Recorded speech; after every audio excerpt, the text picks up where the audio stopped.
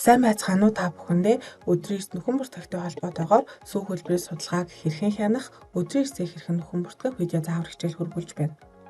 Хамгийн түрүүнд анги удирдсан багш нар сүү хөлбөрийнхөө судалгааг бүрэн үнэн зөв байгаа эсхийг шалгана. Ингийн тулд даасан анги дээрээ дарж ороод тэмдэглэл судалгааны сүү хөтөлбөрт хамрагдах судалгаа зэс рүүгээ орно.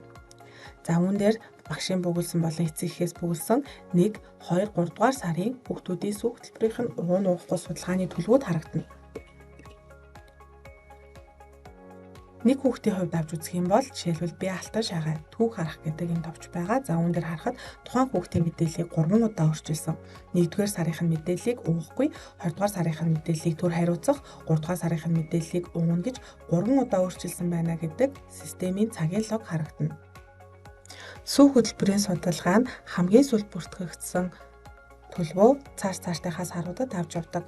Жишээлх юм бол хамгийн сүүлд 3 сард энэ хүүхдийг уун гэсэн бол 4-5 дугаар сард та тухайн хүүхдийн төлбөрийг нь өөрчлөөгүй, судалгааг нь дахин бөглөөгүй байх юм бол уун гэдэг төлбөрөөр л явна. Магадгүй та өөрчлөлтийг хүсэх юм бол журмын дагуу сар бүрийн сүүлийн 7 хоногт дараа сарынхаа мэдээллийг өөрчилж хадгална гэдгийг анхаараарай. Жишээлх юм бол би алтан шагаа гэдэг хүүхдийг хамгийн сүүлд уун гэж бүртгэсэн.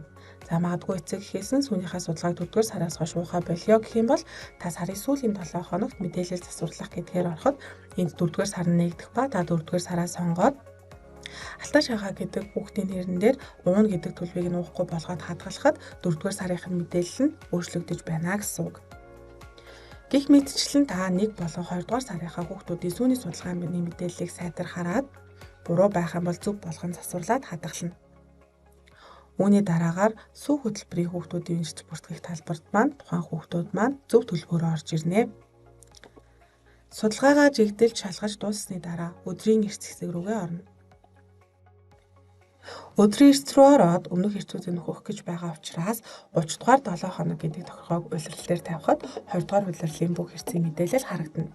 Сүү хэсэг маань баг зэрэг өөрчлөлт өгсөн байгаа. За дараах төлөвүүдээр өөрчлөгдсөн. Жишээлх юм бол эхнүүдэл бүртгэгсэн хэрнээ эсэс рүү илгээгээгүй бол үүнийг илгээх. За тухайн сүү хөтөлбөрийнхөө эрсийг огт бүртгээгүй байх юм бол дахин бүртгэж илгээх. Бүртгэгсэн хүүхдийн эрсээс нэг хүүхдийн эрс дутуу бүртгэлтэй байх юм бол ардаа улаан тэмдгээр харагдана.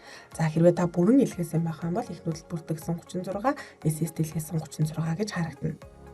За эрсээ нөхөн бүртгэхдээ бүгдээрээ бүртгэгсэн хэрнээ эсэс рүү илгээгээгүй байх юм бол та бүртгэгсэн эрсээ орж хянаж хараад за хянаж дууссаныхаа дараа та илгээх товчон дээр дарахад эсэс рүү илгээгдэнэ.